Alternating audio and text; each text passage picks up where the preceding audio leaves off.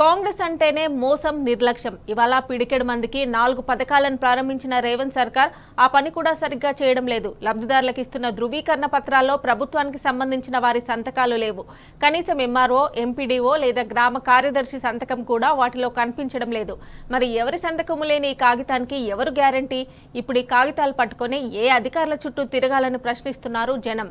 Guarantee లేని guarantee పత్రాలు ఎందుకని నిలదీస్తున్నారు? ఇది నిర్లక్ష్యమా లేదంటే మరో మోసమా అని జనం తీవ్రంగా మండిపడుతున్నారు.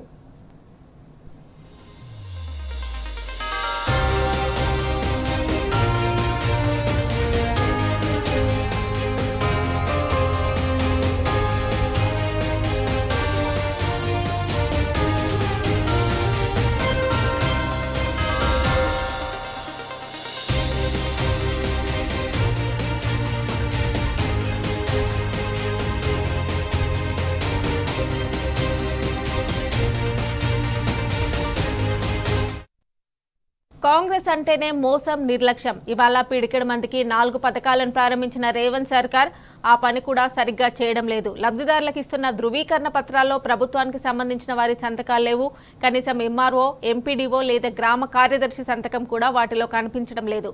మరి ఎవరి సంతకము లేని ఈ కాగితానికి ఎవరు గ్యారంటీ? ఇప్పుడు ఈ కాగితాలు పట్టుకొని ఏ అధికారుల చుట్టూ తిరగాలని ప్రశ్నిస్తున్నారు జనం. గ్యారంటీ లేని ఈ గ్యారంటీ పత్రాలు ఎందుకని నిలదీస్తున్నారు?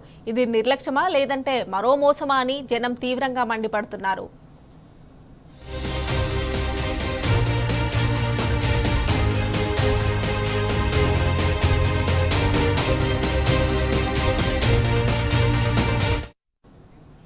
ఇదే అంశానికి సంబంధించి మరిన్ని డీటెయిల్స్ మా ప్రతినిధి లివిల్ అందిస్తారు. లివిల్, చెప్పండి.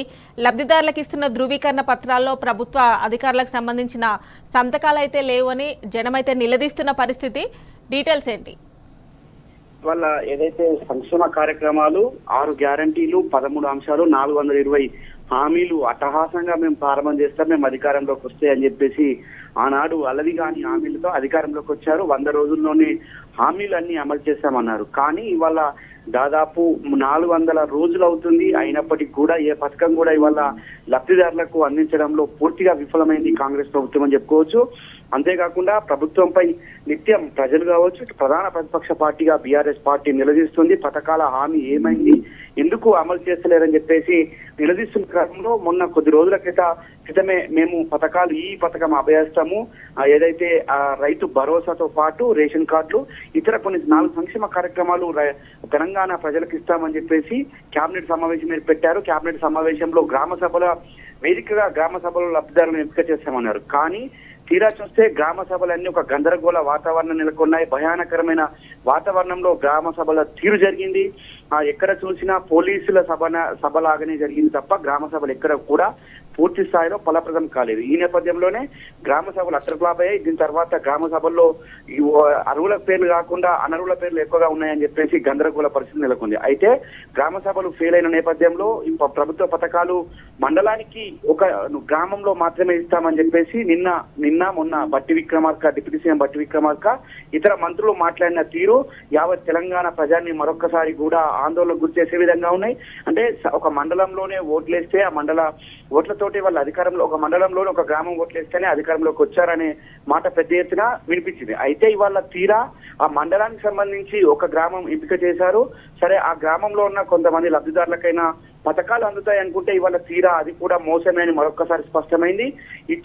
ఏదైతే వారు ఇచ్చిన పత్రం ఉందో దానిపైన ఎవరి సంతకం లేదు, ఎవరిచ్చారనేది లేదు. ఒరిజినల్ కాకుండా ఇవాళ కేవలం జిరాక్స్ పేపర్ పైన పెన్నుతో పేర్లు రాసి ఇచ్చిన దుస్థితి ఈ కాంగ్రెస్ ప్రజాపాలనలో ఉంది. అవే ఇవాళ మనకు ప్రధానంగా దర్శనమిస్తున్నాయి. అవన్నీ కూడా ఇవాళ మనకు తాజాగా ఇటు సిద్దిపేట నియోజకవర్గం కావచ్చు, ఇతర నియోజకవర్గాల్లో కూడా పెద్ద ఎత్తున ఇదే విధంగా ఇవాళ ఏదైతే అంటే ప్రజాప్రతినిధి సంతకం, ఒక ఆఫీసర్ సంతకం లేదు, ఒక కలెక్టర్ సంతకం లేదు, చివరికి గ్రామ సెక్రటరీ సంతకం లేకుండా ఇవాళ ప్రజాపాలన పేరు మీద పత్రాలు పంచారు. అవన్నీ కూడా చెత్త కాగితాలు అని చెప్పేసి కూడా ఇవాళ ప్రజలంతా నిలదీస్తున్నారు.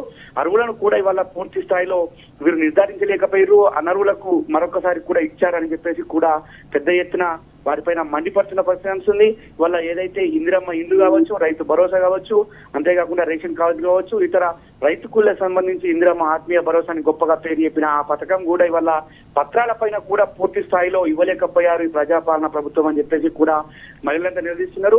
ఇవాళ ఇందిరమ్మ రాజ్యంలో మరొక్కసారి ప్రతి ఇంటా కూడా ఇవాళ ఆందోళన కనిపిస్తుంది అనేది కూడా మనకు ప్రధానంగా అర్థం చేసుకోవచ్చు. వాళ్ళ ఏ పత్రంలో కనీసం అంటే ఒక ప్రభుత్వం ఇచ్చినప్పుడు ఆ పత్రానికి ఒక వాల్యూ ఉంటుంది. అదొక ఒక భగవద్గీత, ఖురాన్, ఇతర ఏదైతే గ్రంథాలతో పోలుస్తారో అలాంటి గవర్నమెంట్ ఇచ్చిన పత్రానికి ఇవాళ వాల్యూ లేదంటే ఈ పథకం అమలు ఏ మేరకు జరుగుతుంది, ఈ పథకాలు ఏ విధంగా ప్రజలకు అందుతాయి, ఏ విధంగా అర్హులకు అందుతాయనే ప్రశ్న ఇవాళ ప్రధానంగా ఉత్పన్నమవుతుంది. ఇవాళ ప్రజాపాలనలో మరొక్కసారి ప్రజలను మోసం చేసే విధంగా సంతకాలు లేని, అడ్రస్ లేని పత్రాలను మరొక్కసారి ఇచ్చారు. దాంతో ప్రజలను నయవంచనకు గురి చేశారు ఈ కాంగ్రెస్ ప్రభుత్వం అని చెప్పేసి మహిళలంతా నిలదీస్తున్నారు.